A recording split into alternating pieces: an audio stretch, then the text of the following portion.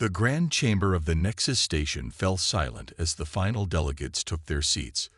Floating orbs of soft blue light hovered above the circular table, illuminating the faces of 47 different species from across the galaxy.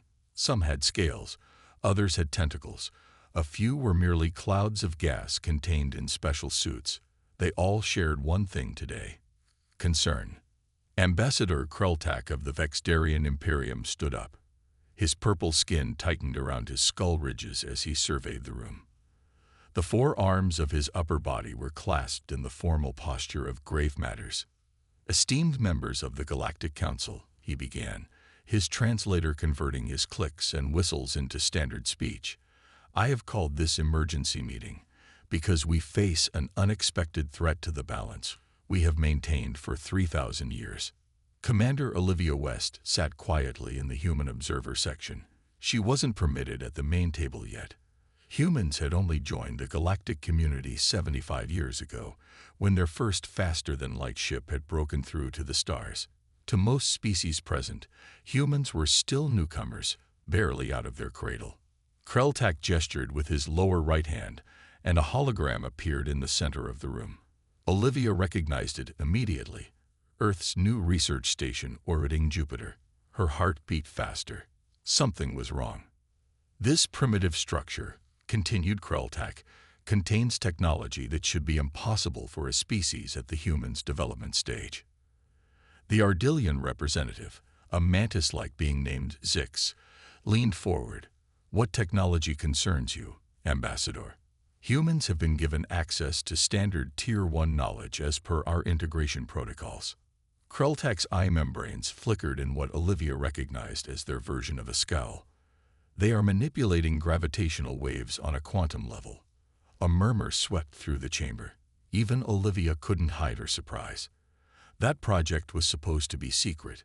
"Impossible," said the representative from the Zephyr Consortium, a being of pure energy contained in a hovering crystal. "We only mastered that technology 3 centuries ago, after 2,000 years of spaceflight." Kreltak pointed a long finger toward the human section. "Yet our monitoring systems confirm it. The humans have somehow taken basic gravitational theory and made a leap that defies explanation." Olivia felt the eyes of the entire council turn toward her. She kept her face neutral, though her mind raced. Sam Powell's team at Jupiter Station had been working on the gravity project, but the last she'd heard, they were still in early testing phases. The representative from the ancient Netheri, a small gray-skinned being with enormous eyes, spoke up. His voice was calm like still water. "Perhaps we should ask the human observer for insight, rather than speaking about them as if they are not present." Olivia stood, smoothing her blue uniform. "Respected council members, I am not briefed on all scientific developments, but I can assure you that humans have no intention of disrupting galactic stability. We are still learning our place among the stars." "Your place," Kreltak said sharply, "is to advance at an appropriate pace.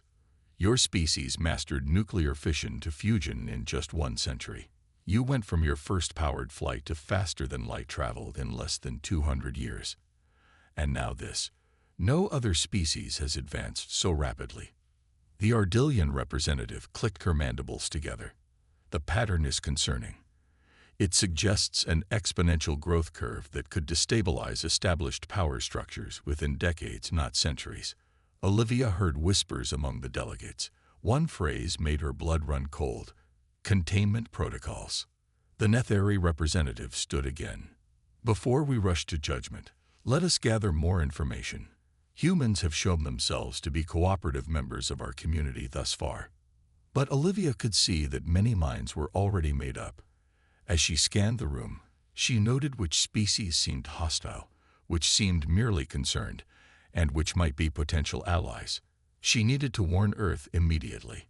What had begun as scientific curiosity might soon become a fight for humanity's future among the stars. From her position, she caught the eye of the Netheri representative. He gave her the smallest of nods. At least someone in this room didn't see humans as a threat. She hoped it would be enough. The Nevada desert stretched out in all directions around the research facility. Despite the scorching heat outside, Sam Powell worked in the cool air of the main lab. Blue light from the test chamber cast shadows across his tired face as he adjusted settings on his tablet. "Try it now, Nancy," he called to his colleague. Dr. Nancy Clark nodded and pressed a sequence of buttons. Inside the reinforced glass chamber, a small metal ball began to hover. It didn't just float, it moved in precise patterns, dancing through the air as if guided by invisible hands. "We're getting closer," Nancy said, pushing her glasses up her nose. "The gravity field is holding stable at micro-adjustments now." Lieutenant Jack Rivera watched from the corner, arms crossed over his uniform. As military liaison, he understood little of the science, but he knew what it meant. "So we can manipulate the weight and movement of objects with extreme precision." The application's there. "Revolutionary," Sam finished for him. "But we're thinking too small. This isn't just about moving objects." He ran a hand through his short brown hair. "It's about changing how we move through space itself." The door to the lab slid open, and Sam's daughter Lily walked in, clutching a juice box. At 12 years old, she wasn't supposed to be in the restricted area, but the security guards had a soft spot for her. "Dad, are you still making things float?" she asked, peering into the chamber with curious eyes. Sam smiled. "Something like that, kiddo." Lily watched the metal ball change direction instantly, without slowing down. "Why doesn't it need to slow down first? When I ride my bike, I have to brake before turning." Sam exchanged looks with Nancy. "That's because." He stopped. "Wait. That's it." "What's it?" asked Jack. "We've been thinking about this all wrong," Sam said, excitement growing in his voice. "We've been trying to adapt alien technology to our engines, but Lily's right. What if we don't need to slow down at all? What if we can bend space instead?" Nancy's eyes widened. "You mean create a localized gravity lens that bends space-time around the ship instead of moving the ship itself through space?" "Exactly," Sam said, already typing new equations into his tablet.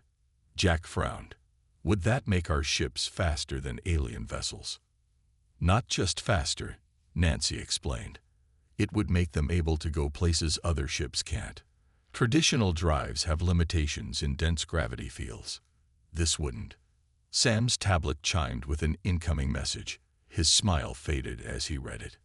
"What is it?" Nancy asked. "Message from Commander West at the Galactic Council," Sam said quietly.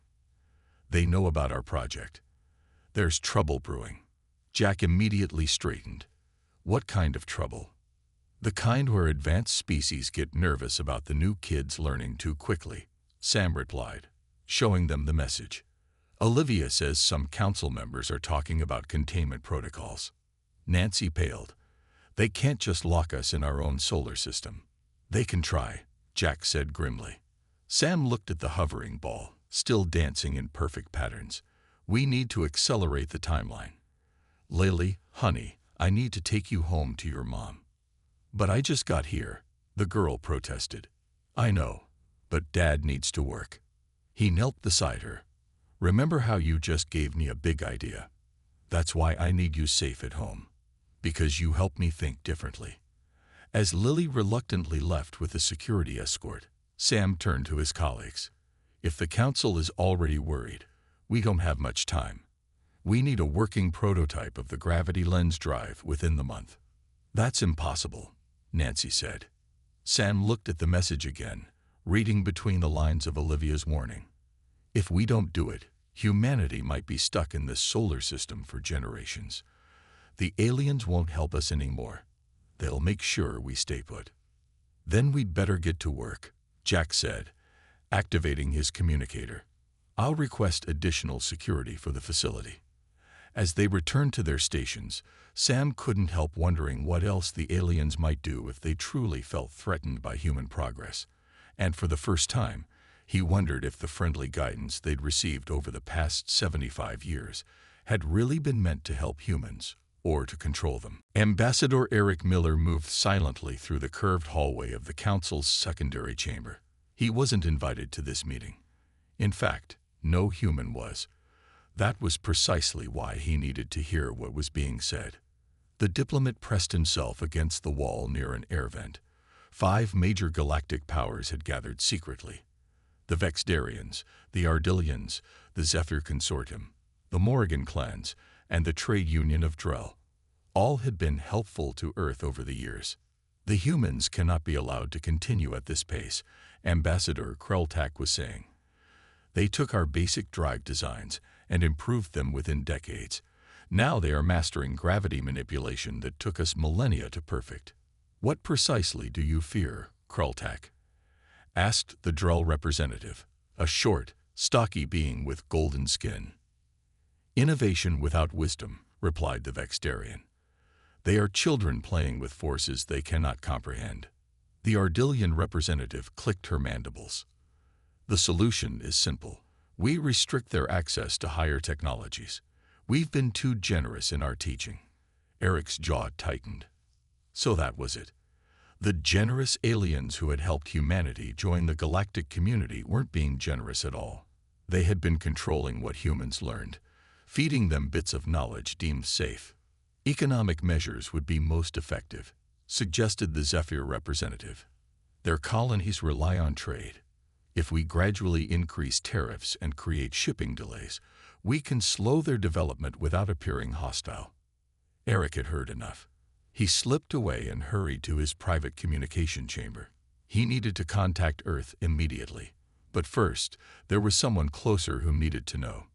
He encrypted a message to Captain Laura Wilson on the human flagship Intrepid, currently patrolling the edge of Earth's solar system.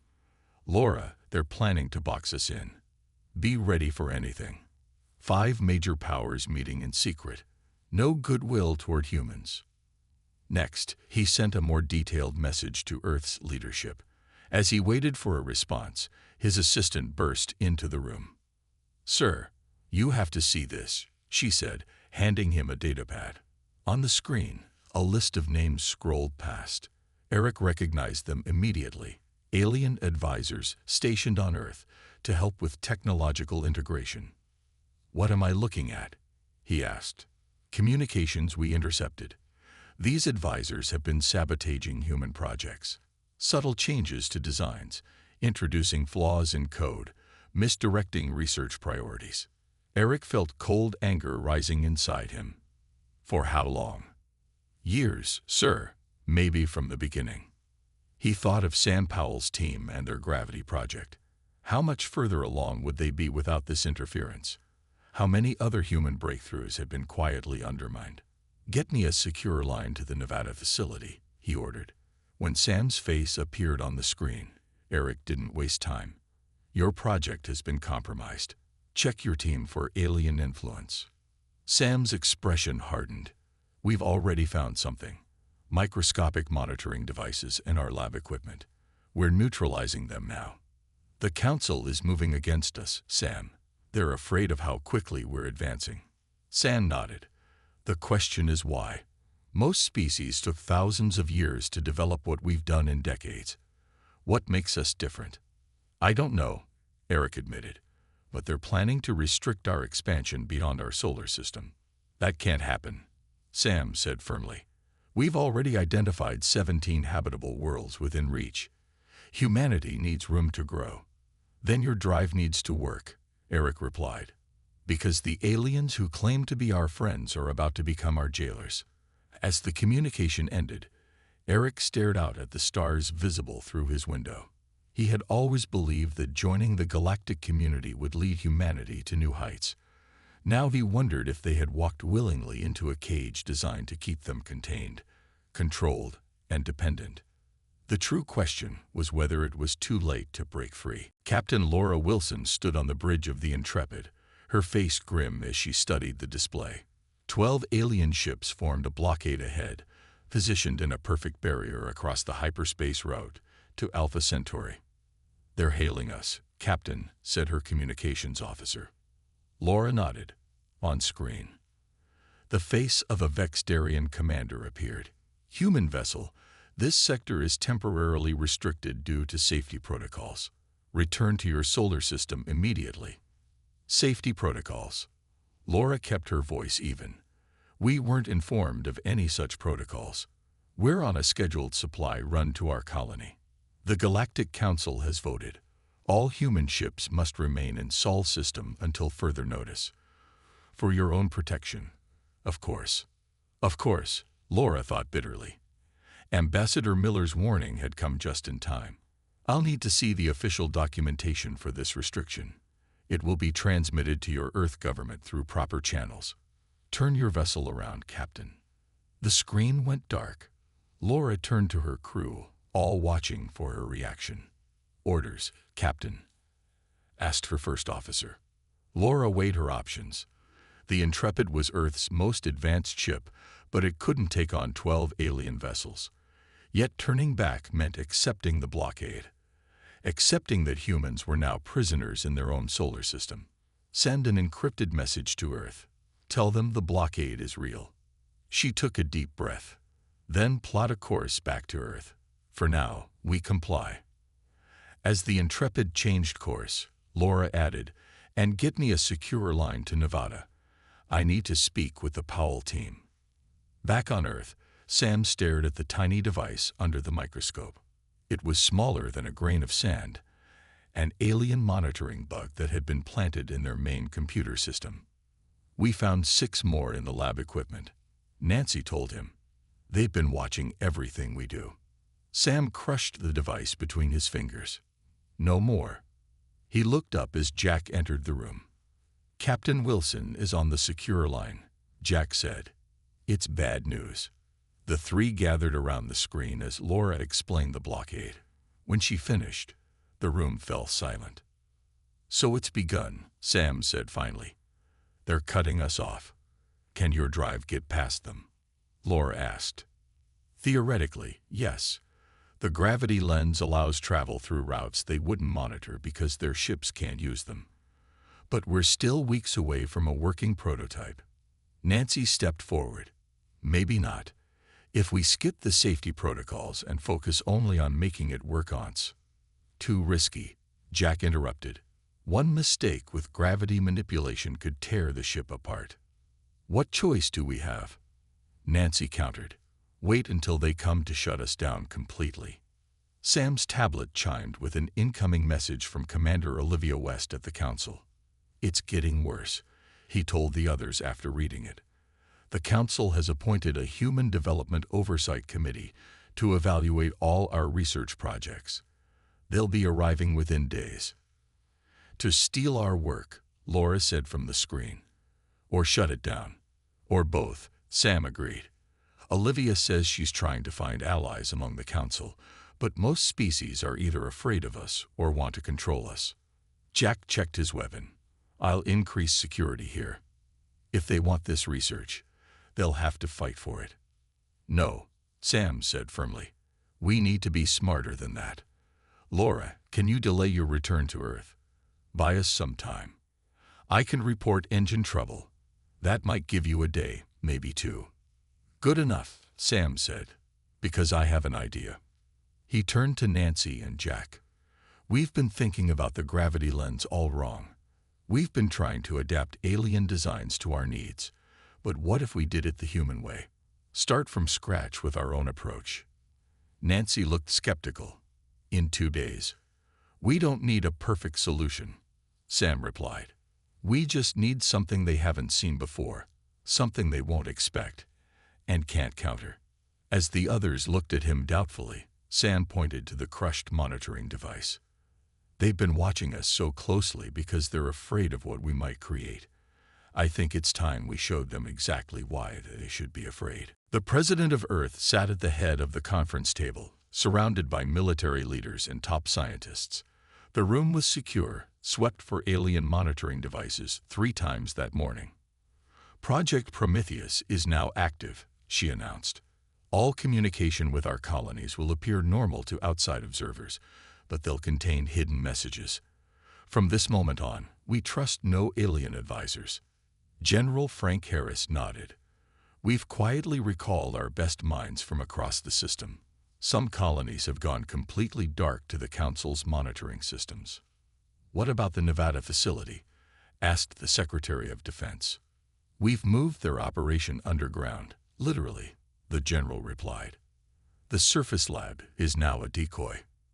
Across the country, deep beneath the Nevada desert, Sam's team had relocated to a massive bunker. The cavernous space hummed with energy as dozens of scientists and engineers worked around the clock. Sam looked up from his workstation as a new arrival entered. A thin alien with blue-tinted skin approached, flanked by security guards. "Sam Powell, I am Trelkan of the Zephyr Consortium." Sam tensed. "We're not accepting alien advisors anymore." "I am not here as an advisor," Trelkan said quietly. "I am here as a defector. My people believe controlling your species is wrong." Nancy approached cautiously. "Why should we trust you?" "Because I bring this."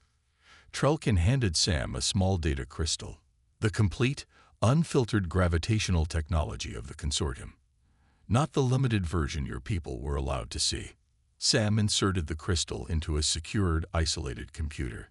His eyes widened as he scrolled through the data. "This is incredible. It is what your people earned the right to have years ago," Trelkan said. "The consortium fears your creativity. When given basic principles, humans make intuitive leaps that took us centuries of methodical work." As Sam, Nancy, and Trelkan worked to integrate the new knowledge with their own ideas, Lily visited the underground facility. While the adults worked, she played with a simple gravity toy Trelkan had given her, a ball that hovered and moved in response to thought. "Dad," she called out after a while, "why does this ball move exactly where I think, but your big machines need all those calculations?" Sam was about to give a simple answer when he stopped. "What do you mean, exactly where you think?" "I just picture where I want it to go, and it goes there," Lily explained.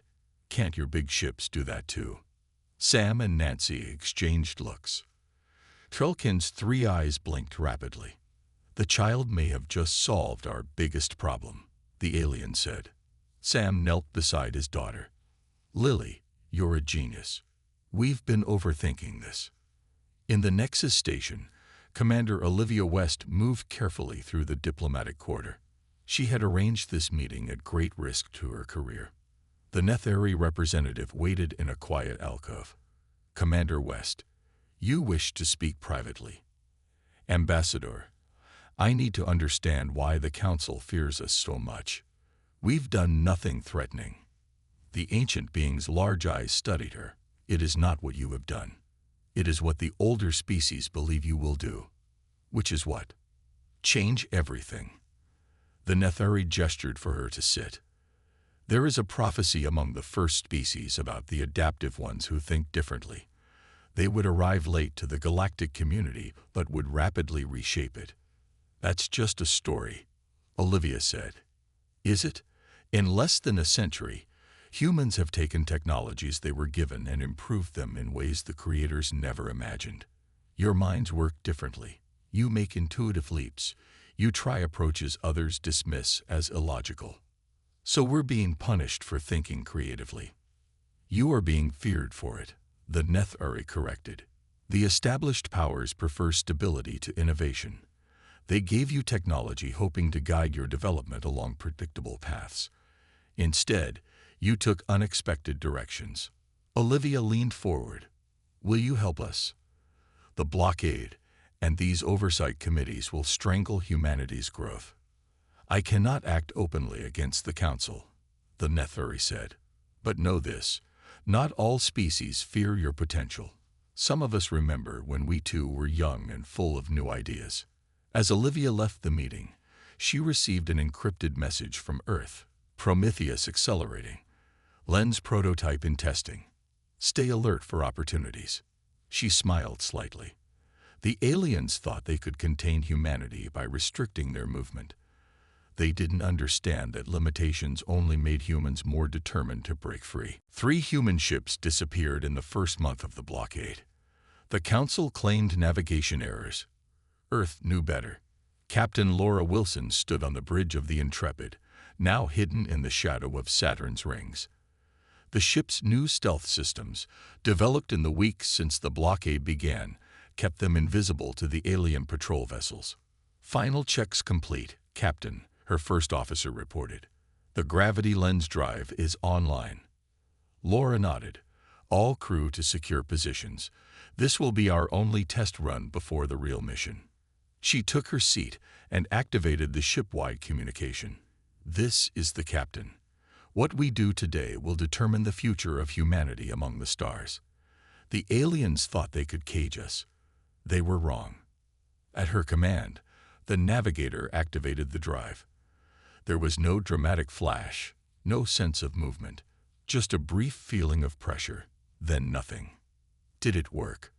Laura asked. The navigator checked his instruments, then looked up with wide eyes. "Captain, we're beyond Neptune's orbit. We moved almost 3 billion miles in seconds."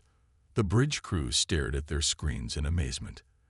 The gravity lens drive hadn't just worked, it had exceeded all expectations. "Set a course back to Saturn," Laura ordered, "and send the success code to Earth."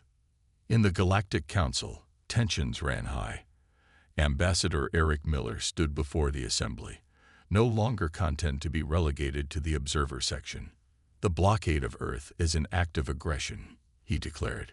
"It violates every principle of the Galactic Charter." Kreltak of the Vexdarians rose to his feet. "The safety measures are temporary, until humans demonstrate they can advance responsibly." "Safety measures?" Eric's voice was sharp. "Is that what you call shooting down 3 of our ships?" A murmur ran through the chamber. The Netheri representative leaned forward. "Is this true, Kreltak?" The council was told those ships were lost to navigation errors. Kreltak's skin darkened in what Olivia recognized as embarrassment. "Regrettable incidents. The human vessels resisted inspection." Eric's face hardened. "Earth hereby formally withdraws from Articles 7 through 12 of the Galactic Council agreements. We will no longer accept alien oversight of our technological development." "This is unprecedented." The Ardillian representative clicked her mandibles in agitation. "So is imprisoning an entire species in their home system," Eric replied. As the council erupted in argument, Olivia slipped away to send an encrypted message to Earth. Diplomatic channels breaking down. Vexdarians pushing for stronger action. Deep beneath the Nevada desert, San watched as the prototype gravity lens was loaded onto a shuttle bound for the Intrepid. His team had done the impossible, creating in weeks what should have taken years. "Will it really work for a ship that size?" Nancy asked, standing beside him. "Thanks to Lily's insight, yes," Sam replied. "She made us see that we were overthinking it. The aliens build complex systems because that's how their minds work. Humans look for the simplest solution." Trelkin joined them. "Your daughter's approach was brilliant. Instead of fighting gravity waves, you simply step around them." "Dad," Lily's voice called out. Sam turned to see her running toward him, followed by Jack. "Sorry," Jack said. She insisted on saying goodbye. Sam knelt and hugged his daughter. "I'll be back soon. I need to help install this on the big ship." "Will it help people visit other stars again?" she asked. "Yes," Sam promised, "and no one will be able to stop us." As Sam boarded the shuttle, alerts flashed across all screens. Jack grabbed a tablet and paled. Vexdarian ships just entered Earth orbit. They're claiming to be peacekeepers here to help maintain order. Nancy's hands tightened into fists. "They're not here to keep peace. They're here to make sure we stay in our cage." "Then we'd better hurry," Sam said, determination in his voice. "Captain Wilson and the Intrepid are already behind enemy lines gathering intelligence. When they return, we'll show the galaxy exactly what happens when you try to contain humanity." As the shuttle lifted off, Sam thought about the stars waiting beyond the blockade. The aliens had made a critical mistake. They had shown humans the path to the stars, then tried to block it. They didn't understand that for humans, nothing was more irresistible than a closed door. The Vexdarian fleet hung in Earth's orbit like a string of purple pearls against the black of space. 7 massive warships, each capable of destroying a small city. They call themselves peacekeepers, General Harris said in the emergency meeting. But their weapons are powered and their shields are up. The president looked at the holographic display of the fleet. How long until our defense systems are ready? 2 hours, the general replied. But even then, we're outgunned. Outside the meeting room, Nancy paced the hallway. When Sam had left for the Intrepid, she'd stay behind to finish the network of smaller gravity devices. Now Earth's defense relied on her work.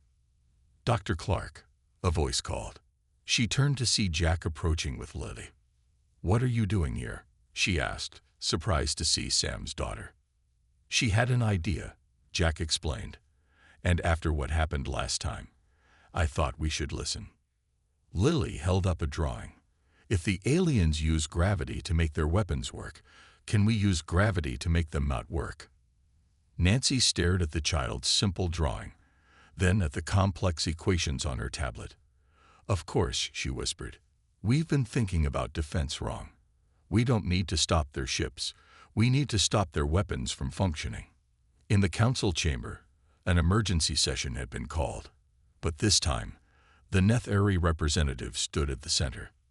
"The deployment of a military fleet to Earth without full council approval violates our most sacred principles," the ancient alien said, his voice stronger than Olivia had ever heard it. Krelltak bristled. "The Vexdarian Imperium is simply ensuring stability. By threatening a member world?" the Netheri challenged. "I have watched silently too long. Now I must speak truth." The chamber hushed as the Netheri continued. "Long ago, my people were like humans. Curious, adaptive, creative. We lost those traits as we aged as a species. Many here fear humans because they remind us of what we have lost: the ability to see the universe with fresh eyes." Ambassador Eric exchanged glances with Olivia. This was unexpected support from the oldest race in the galaxy. "The ships must be withdrawn," the Netheri demanded. "Too late," Krelltak replied. "The humans have forced our hand with their reckless advancement." As the debate raged, Commander Olivia West's communicator vibrated with an encrypted message. "Intrepid returning. Prepare." Suddenly, space seemed to ripple near Earth. The Intrepid appeared where no ship should have been able to travel, bypassing the blockade completely. "Impossible," gasped the Ardillian representative. On the Intrepid's bridge, Captain Laura Wilson smiled grimly. "Send the data package to Earth Defense. Then broadcast on all frequencies." Across Earth, in the council chamber, and throughout the galaxy, screens lit up with images the Intrepid had gathered. Secret Vexdarian meetings planning not just to contain humanity, but to subjugate them, to steal their innovations while keeping them imprisoned in their home system. In Nevada, Sam watched from the lab as Nancy and her team activated the network of gravity manipulators. Each device was small, but together they formed a web that surrounded Earth. "Will it work?" Jack asked, standing beside him. "In theory, yes. In practice, we're about to find out." In orbit, the Vexdarian commander ordered his ships to power weapons. "The humans have gone too far. We will make an example of one of their cities." But as the alien ships prepared to fire, something strange happened. Their weapons systems flickered and died. The carefully calibrated gravity fields that powered their advanced technology simply stopped working. "What is happening?" the commander demanded. On Earth, Nancy watched her screens with growing excitement. "It's working. Their weapons use precise gravity fields. Our disruptors are creating just enough interference to render them useless."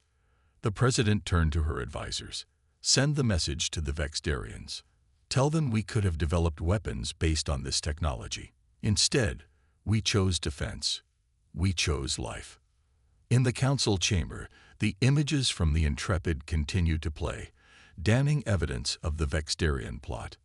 One by one, representatives from other species began to stand, moving to stand with the Netheri and the humans.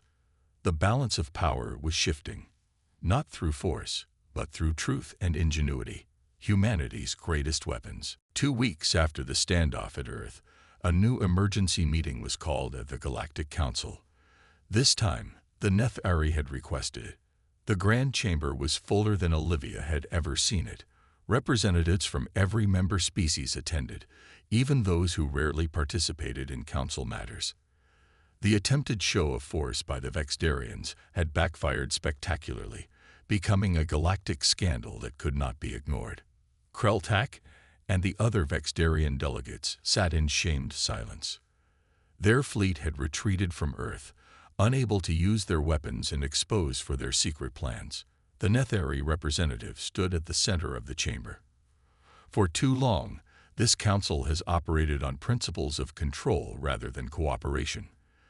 The events at Earth have shown us the danger of this path.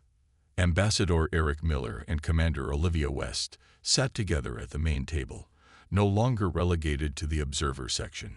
Humanity had earned its place. The humans bring something to our community that we have lost over millennia of stability, the Nethari continued. They remind us that progress comes not from careful control, but from creative thinking and adaptation. Eric stood when invited to speak. Earth does not seek to disrupt the galaxy. We seek to contribute to it. Today, I am authorized to present a proposal for a revised galactic charter, one based on mutual growth rather than restriction. As Eric outlined the human vision for a new kind of galactic community, Sam Powell and his team were presenting their own demonstration back on Earth. In a field outside the Nevada facility, they had set up a simple device the size of a small car. Government leaders and representatives from friendly alien species gathered to watch. Among them stood Trelkin, now officially the Zephyr Consortium's first ambassador to Earth. This technology began as a propulsion system, Sam explained to the crowd, but it has revealed something far more valuable. He activated the device. Above it, air began to shimmer in a perfect sphere about 20 feet across. This is a self-sustaining gravity lens, Nancy explained. It creates a permanent tap into the energy that exists between dimensions. Trelkin's three eyes widened. Unlimited clean energy, he whispered. Do you understand what you've done? Solve the galaxy's energy crisis, Sam said with a smile.